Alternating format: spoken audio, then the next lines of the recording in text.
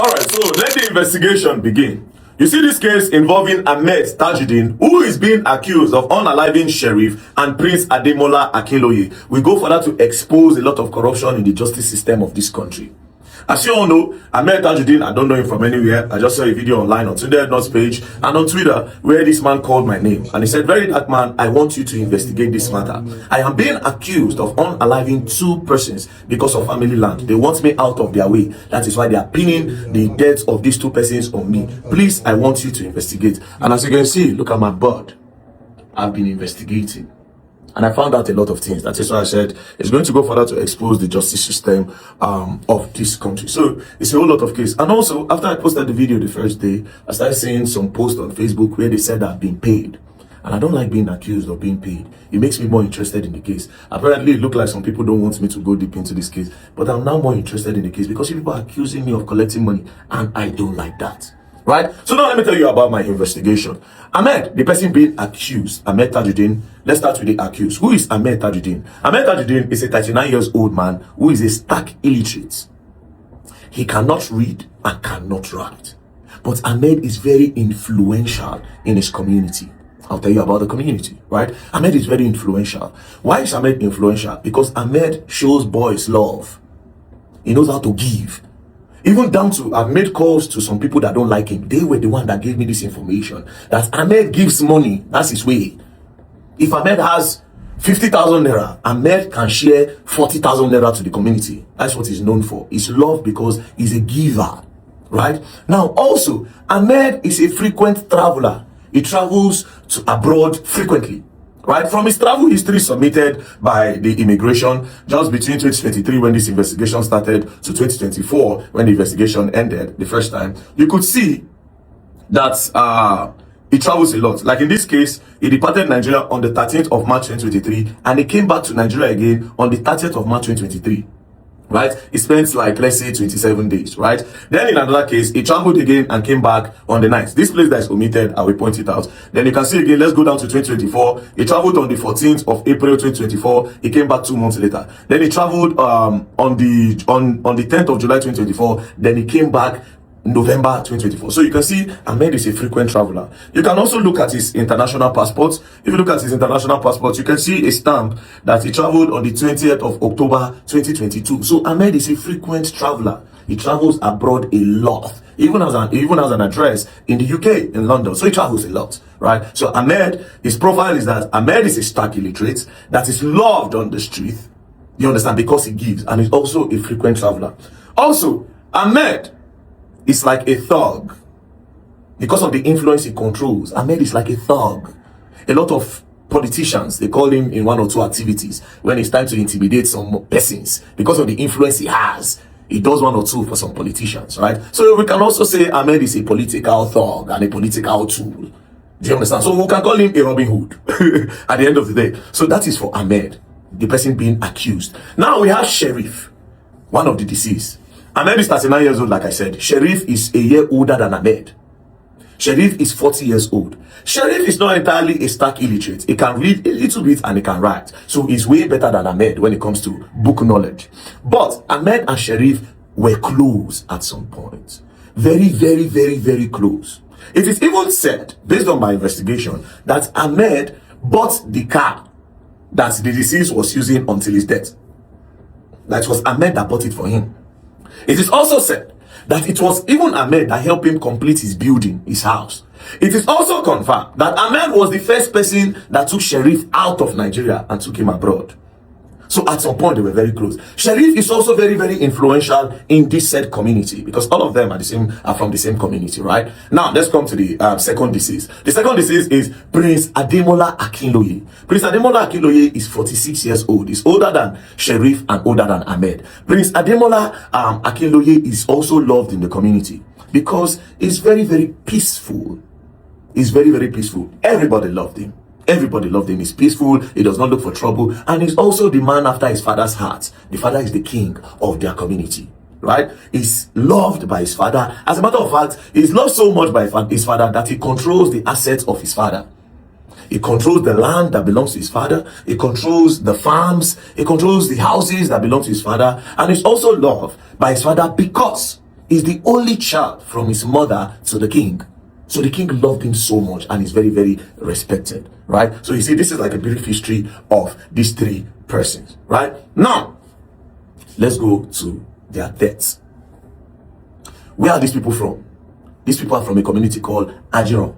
All of them, these three persons, are from a community called Ajiron. The community called Ajiron is a developing neighborhood located along Lekki-Epe Expressway. It is very, very close to Chevron, Agungi, and Ikota. You can look it up. Right, that is the community where all these people are from. Now, this community called Ajiron, they control vast land in Lagos, lands that are in strategic positions in Lagos. It is even said that they were the one that sold Pinnock, according to my findings.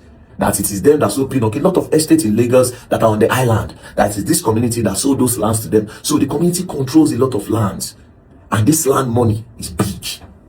Do you understand? And because of this land money, it created a little bit of division in the community, right? Between the leaders of the community, Ahmed, and some other persons, right? Now, who was Ahmed? Ahmed, like I said, was a stark illiterate. This community was being run by some leaders.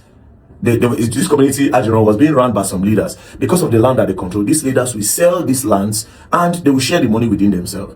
Then Ahmed now rose up and said, no, if you will sell anything in this community, you must share this money within the community. So that was how Ahmed rose up and fought his way until Ahmed got this influence. So it became a thing where if they sell any land, they will give Ahmed the share, and Ahmed will be the one to collect the share for the community. And when Ahmed collect, let's say they sell a land of 800 million naira and the money goes to Ahmed, right? Ahmed will share about 600 million to the people.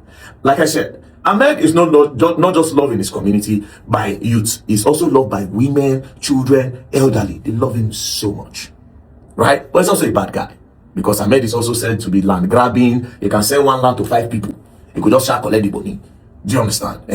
So this is like the profile of all of them. Now we'll now go to the deaths of the deceased. The first person, Sheriff, he died on the 18th of April 2023 at a community called Moba Community, 40 minutes away from Ajiron. This community is also on the island. Etios local government is 40 minutes from Sheriff area, which is Ajiron. What did Sheriff go to do? Sheriff went for a wedding. He went for a burial. He was invited for a burial, and then he went for the burial. So after the burial, he was trying to come out of the burial. That was how he was ambushed. Broad daylight. It was not in the night. So some people came and they shot him. When they shot Sheriff ran into the house. That was how they gathered him. They can't use cutlass, take knack the guy and axe. So that was how they unalive Sheriff. Broad daylight, they unalive Sheriff. Now, when Sheriff was unalive, the first thing to do, they didn't do it. They did not report the death of Sheriff to the police. They also did not do autopsy. They did not do proper analysis of the death and proper investigation. They quickly carried Sheriff and they went to bury him. Now, they are accusing Ahmed of unaliving Sheriff. Like I said, Ahmed is a frequent traveler, right? Let's go back again.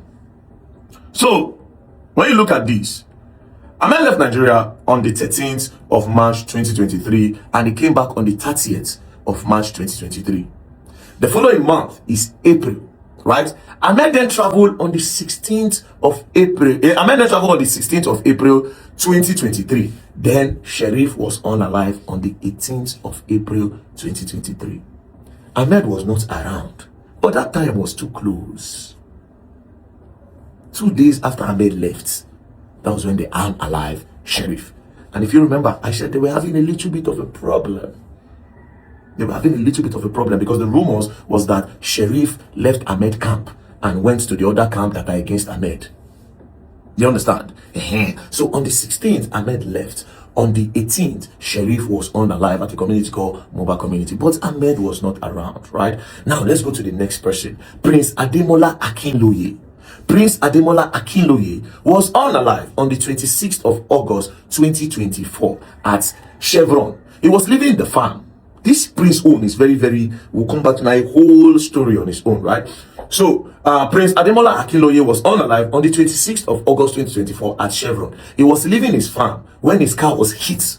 While he was leaving the farm, somebody came to call him at the farm. So he was leaving the farm. That his older brother is calling him. So he was leaving the farm, and that was how Korope hit him from the back. So when Korope hit his car from the back, he came down from his car to look at the damage. Then the boys in the Korope now shot him. When they shot him, people like say the prince get protection. spiritual protection. So the bullet did not enter the prince.